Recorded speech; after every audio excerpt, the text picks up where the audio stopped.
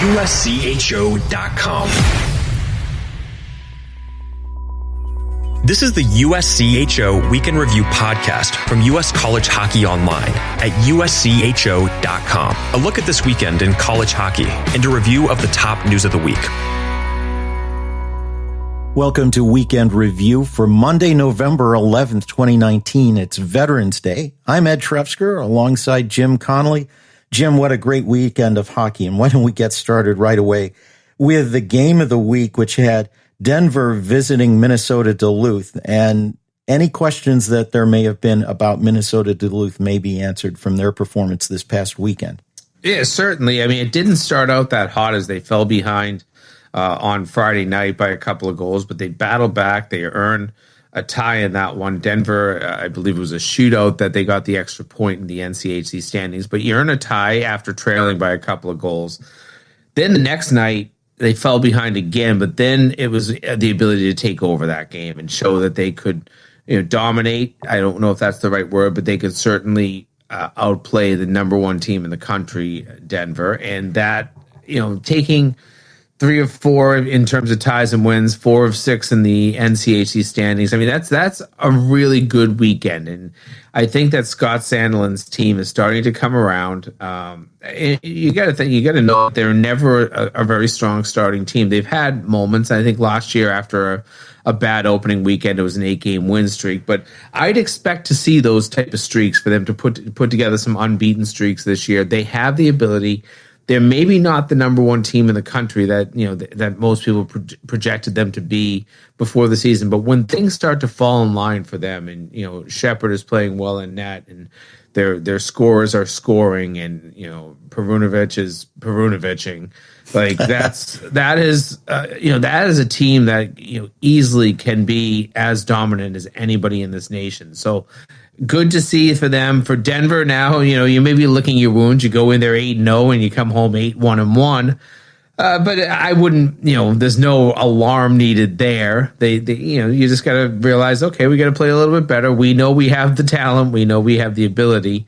So both teams should come out of there maybe not feeling super great, but both of them should still have very positive thoughts about where their season is headed. Denver obviously is a very good team, very talented. They're putting up wins early, and then Duluth. Hey, you're back on track. You're in a good position right now. Let's try to build on it. Well, and I think you need to have some adversity along the way in a season. It's really hard to see yourself in a very realistic way if you don't have some difficulty along the way. And for Denver, you're also playing at Amsoil Arena, a tough place to play. January 31st and February 1st, these two teams face each other in league action again, this time at Magnus Arena in Denver. And by then, there may be critical points for the top of the league, or at least the top 4 in the NCHC on the line. That's going to be a big series. When you really look at the two of them getting back together, at that point you're going to know where you are. You're getting into the final, basically 5 weeks of the regular season, and you'll have a really good measuring stick as to whether or not you're one of the elite teams in the country. Listen, by that point, maybe one of those teams has struggled and they've dropped out of the top 15 or something like that, and it's no longer a matchup of top 10 teams. But at the same time, I really expect it to go the other way. By that point, I bet you could have a matchup of top 5 teams. That's how good both of these clubs are. Well, another big series this weekend kept Notre Dame undefeated as they swept Ohio State. It was done in overtime in remarkable fashion by Pierce Crawford with a little over a minute left. But a really big statement for Notre Dame, which is off to its best start under Jeff Jackson. Yeah, I mean, listen, you're finding ways to win games, and that was a really good series. If you got to see any of it, the hockey level, the speed of both teams, the goaltending, very elite. And I think that these two teams are very good. Now, Ohio State, you're sitting there maybe saying, boy, we played really well and we didn't get a single point out of it. That's frustrating. But don't put your head down too far. Notre Dame is going to be a team. I wouldn't be surprised when today's poll comes out to maybe see them get a first place vote or two. I don't think that they're going to be the number one team in the country in any way, shape, or form, but to see them move up into the top 3, top 2 doesn't surprise me. They are a very good team. This is a great Notre Dame hockey team.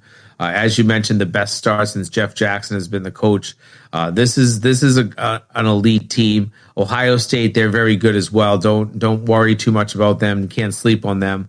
I think this is going into what we've talked about a number of times, is how darn good the Big Ten is and how many good teams are in that league right now, and how it could become almost what the NCHC has over time, a battle of attrition where teams will kind of sag to the bottom, not because they're not good hockey teams, but because there's just so much competition in that league. Yeah, you talk about votes, and I'm sure Notre Dame will get some. As I was looking at the ballot last night, I'm thinking, wow, and I'm sure the voters all were thinking the same thing. Is it Minnesota State? Is it still Denver? What about Cornell? And certainly Notre Dame. Well, speaking of Cornell and Clarkson both got a couple of big wins over the weekend. They will meet this coming weekend, and a matchup of a former mentor and former mentee. Yeah, I mean, these are two good hockey teams, and I've liked Cornell a lot. I've really liked Clarkson a lot since the beginning of the year. I saw Cornell in the regional last year and knew that they had some quality players coming back. Clarkson's just a team that, since Casey Jones has been there, has really done, maybe more than anybody expects out of them, being, a team in that North Country where, it's not always the easiest place to attract. I do know that you can pull in those Canadian players a little bit easier with the proximity to the border, but I love the job that both of these coaches have done at their respective schools. Schaefer has done it for a lot longer than Casey Jones has, but I think that this Friday's game, that will be a matchup. That's a heavyweight matchup because neither of these teams are the skating skill teams. Both of these teams play a heavy game. They lean on you. They make it harder to make plays with the puck. There will be a lot of ice bags after that game on Friday night. So I just think that what this weekend showed is that we know probably, and I don't want to take Harvard out of this because you got to throw Harvard in there as well, but two of the 3 best teams in the ECAC, and they're going to face off this weekend. It's been a tough couple of weekends for Quinnipiac and a great weekend for Harvard as they got a win over Princeton, who has been off to a good start, and then a demolition of Quinnipiac the next night.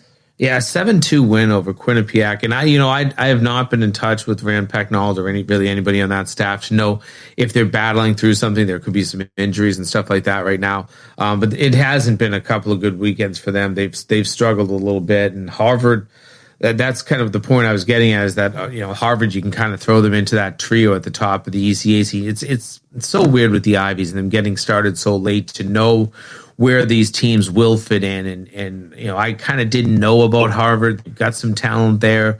They've been in, they're not the team that went to the Frozen Four a few years ago. This is but at the same time, I don't know just how good they can be. I like what I've seen out of the gate. This is a team that can score goals. The defense is something that's obviously a little bit always in question. You lose your goaltender Michael Lackey. He transfers out down to Providence as a senior, and so that's a big hole that they're going to have to try to fill. But to this point, it seems like that has not been an Achilles heel. They're playing good hockey, and this is a Harvard team that you can't sleep on. We've got more to come on Weekend Review, including an upset in Hockey East and some strong play in the NCHC. This is the USCHO Weekend Review podcast from U.S. College Hockey Online.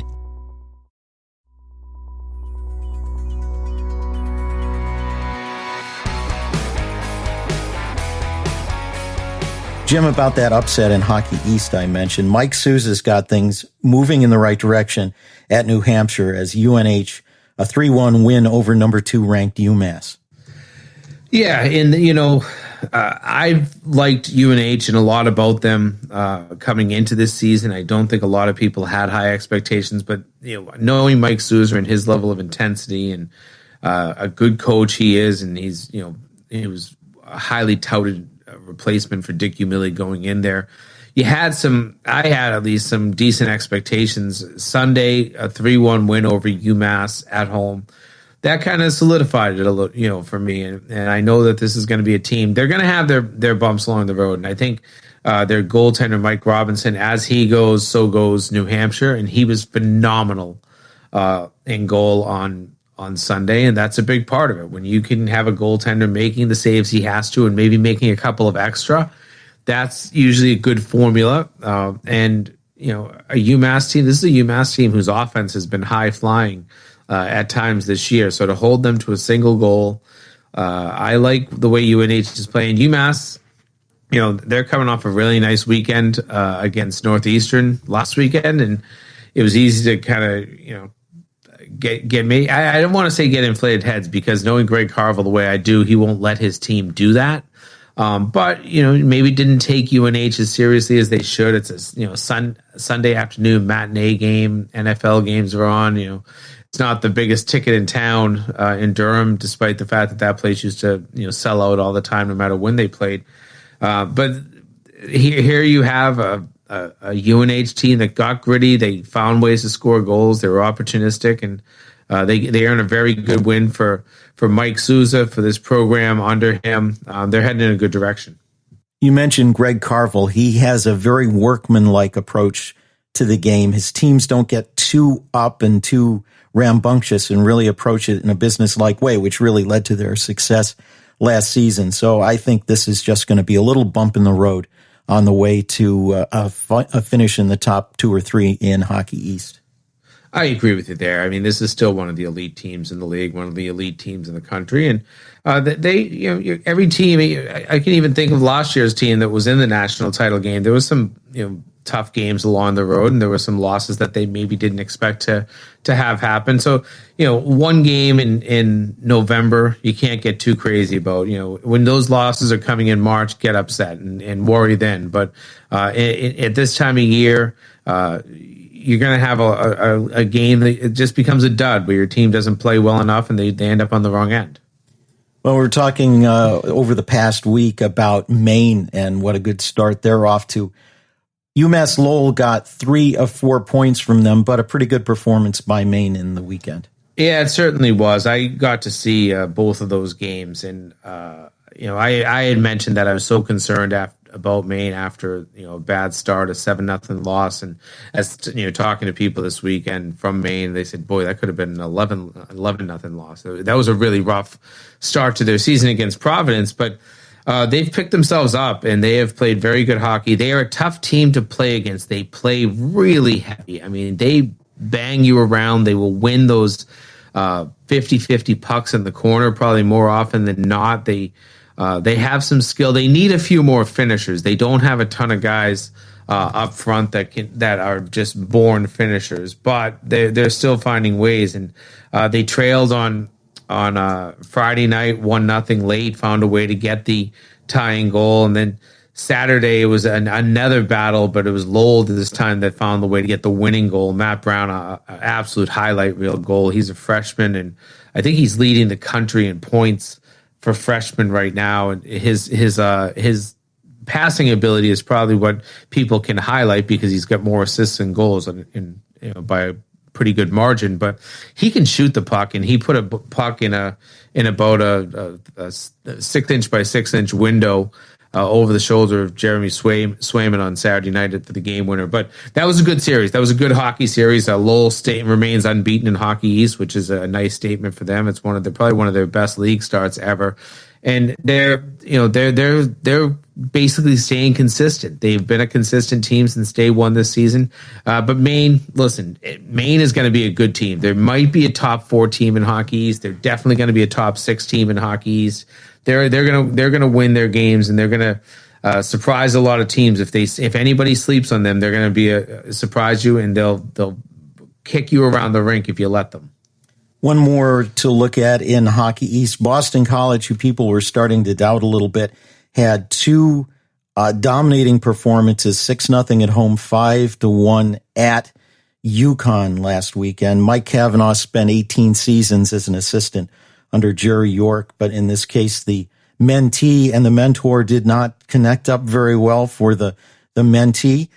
2 questions there.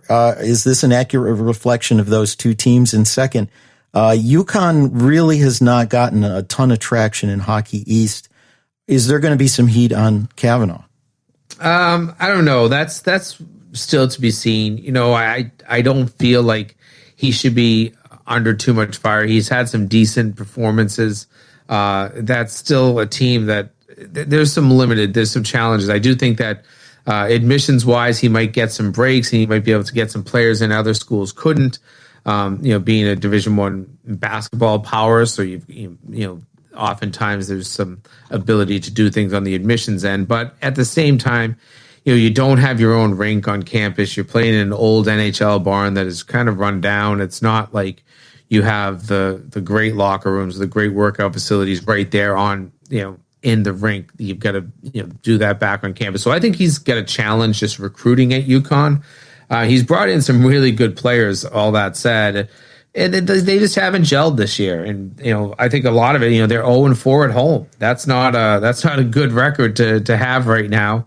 They're 2-1-1 on the road. So they're a team that for some reason is not playing that well at home. I do worry about them. I do think that they need to put up forward some better performances. They'll get a chance against UMass Lowell this weekend. But at the same time, I don't think that a coach should be in too much trouble for down at UConn right now.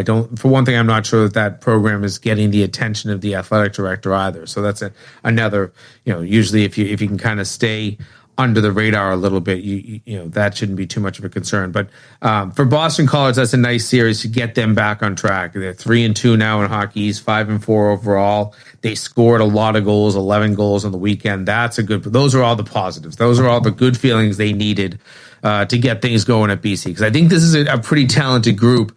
It's just getting the fire lit and getting things going in the right direction. Let's turn back to the NCHC. North Dakota had Miami in for a pair. It was a blowout on Friday, a pretty close game Saturday. North Dakota really not with a lot of difficulty in that and not to be expected, but maybe especially with Saturday's game, some good signs as Coach Chris Bergeron in his first year behind the Red Hawks bench looks to turn things around a bit. Yeah, and that's a school that needs it. Obviously, we've talked about Miami as the program. Listen, they were an elite team when they entered the NCHC. They've kind of been at the bottom of that league since. They made a coaching change, but that's a challenge. You're still in a very good league. You're still playing some very good teams. In North Dakota, getting those 2 wins, quietly. And I don't know how you say this, but quietly, North Dakota's 7-1-1, and you've got to be thinking, wow, how good is this team? They're perfect at home, 7-0 at home. And that's maybe part of why people don't look at them look too much into it right now, because they just front loaded their schedule with so many home games. Obviously a lot of their non-league games, they'll bring in the opposition. Now it's the challenge of when you're not at home and when you're on the road, how are you going to do? They haven't won a road game yet. They've only played 2.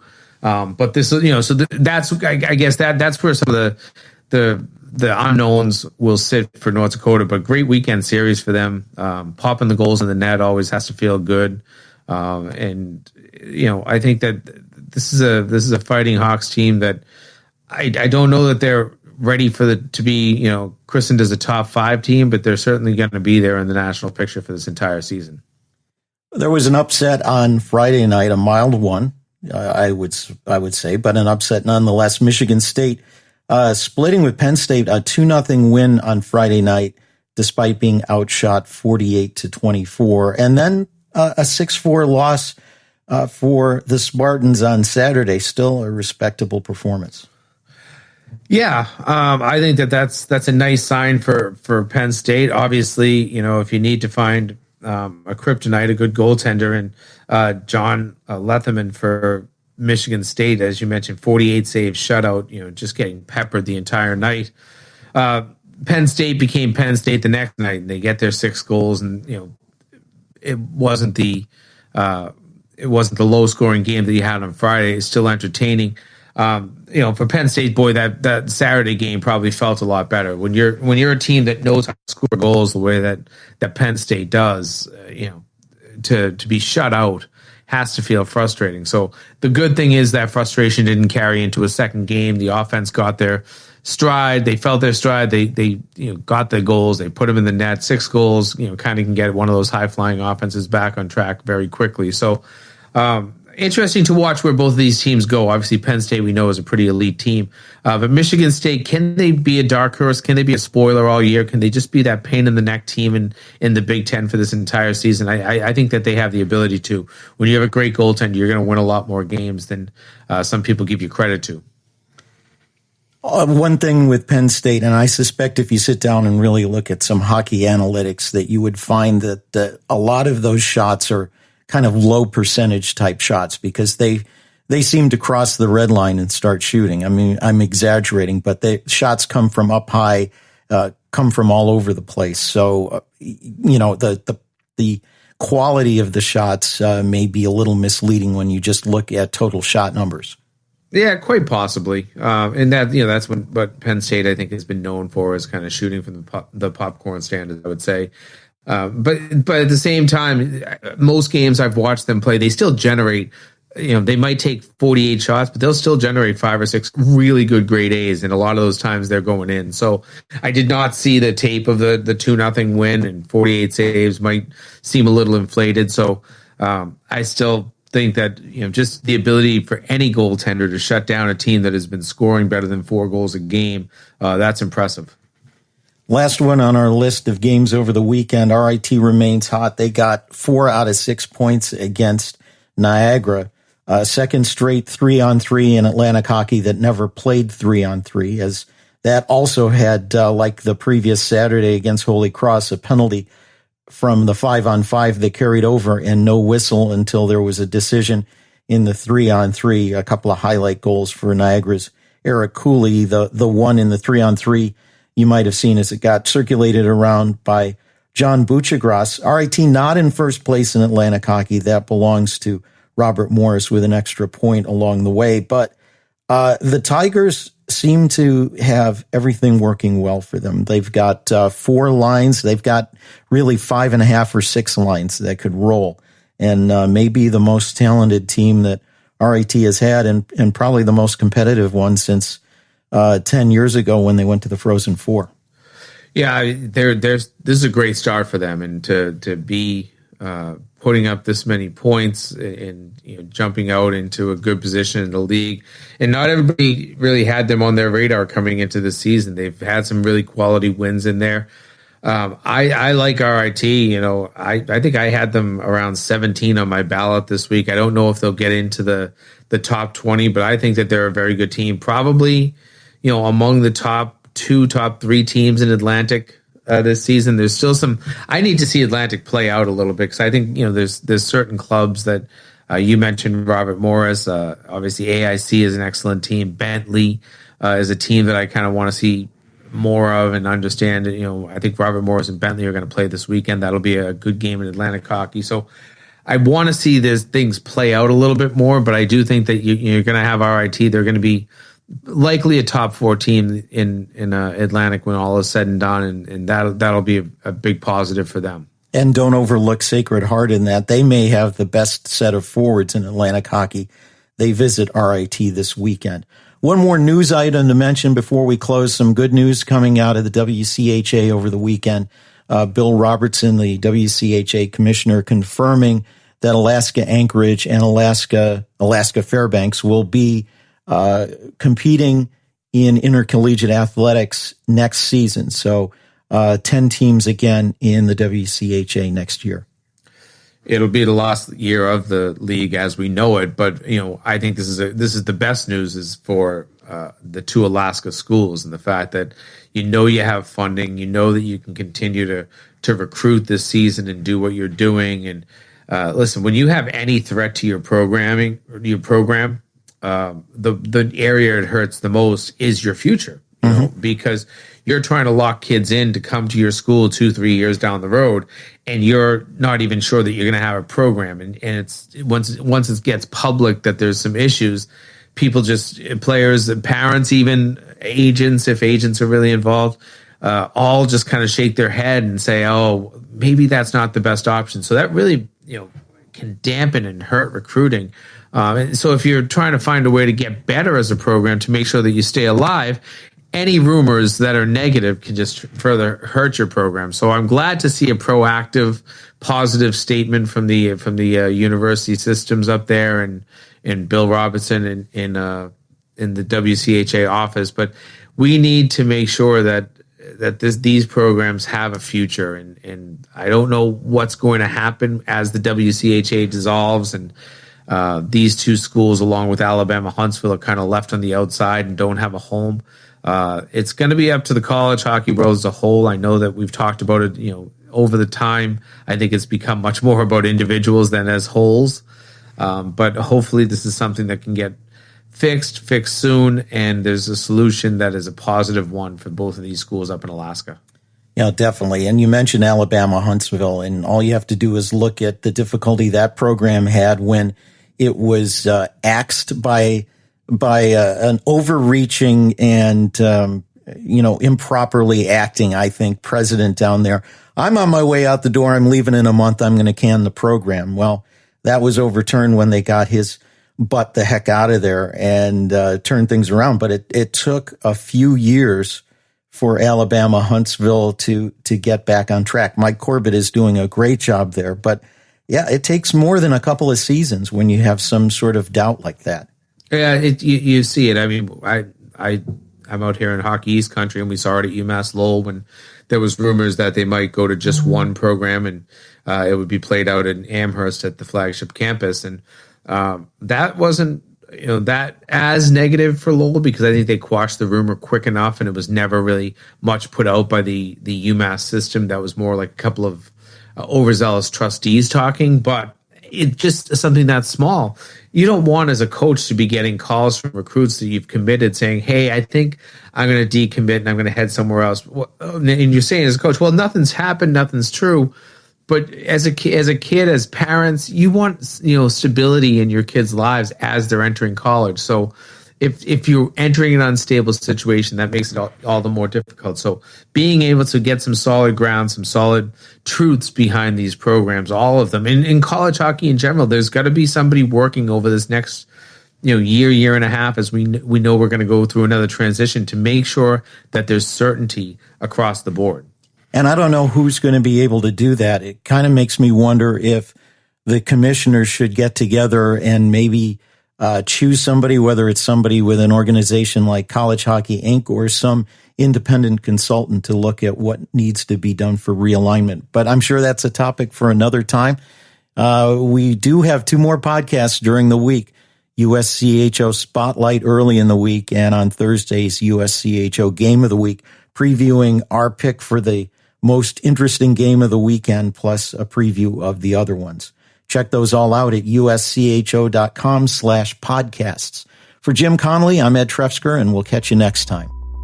This has been the USCHO Weekend Review Podcast, a production of U.S. College Hockey Online. Visit uscho.com/podcasts to listen or subscribe.